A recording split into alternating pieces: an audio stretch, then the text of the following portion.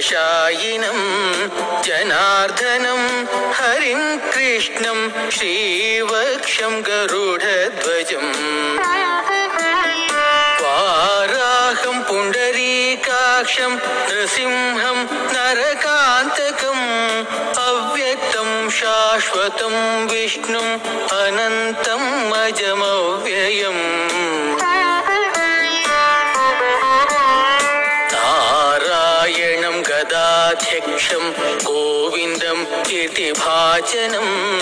गोवर्धनोधरं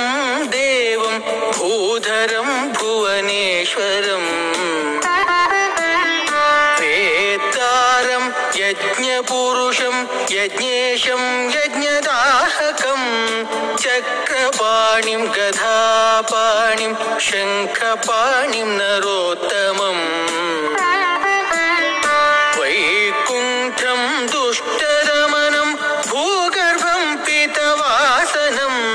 त्रिविक्रमं त्रिकालज्ञं त्रिमूर्तिं नन्दिकेश्वरम्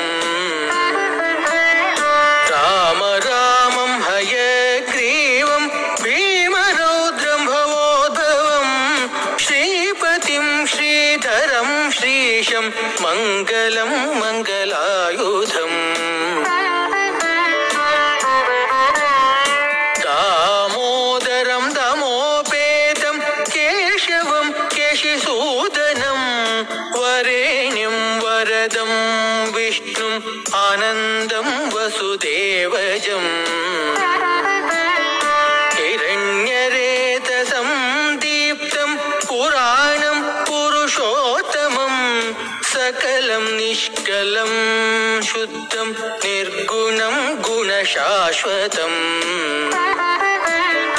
हिरण्यतनु संकाशं सूर्यायुतसमप्रभं मेघश्यामं चतुर्बाहुं कुशलं कमलेक्षणम्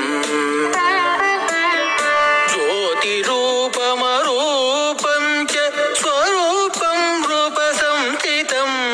सर्वज्ञं सर्वरूपस्थं सर्वेशं सर्वतोमुखम् ज्ञानं कूटस्थं अचलं ज्ञानदं परमं प्रभुं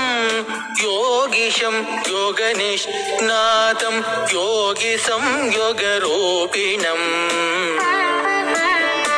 ईश्वरं सर्वभूतानं वन्दे भूतमयं प्रभुं इति नामशतं दिव्यं वैष्णवं खलु पापहम् व्यासेन कथितं पूर्वं सर्वपापप्रणाशनं यः पठेत् प्रातरुत्थाय स भवेद् वैष्णवो नरः सर्वपापविशुद्धात्मा विष्णुसायुज्यमाप्नुयात् चान्द्रायण सहस्राणि कन्यादानशतानि च गवां लक्षसहस्राणि मुक्तिभागी भवेन्नरः अश्वमेधयुतं पुण्यं फलं प्राप्नोति मानवः इति श्रीविष्णुपुराणे श्रीविष्णुशतनामस्तोत्रे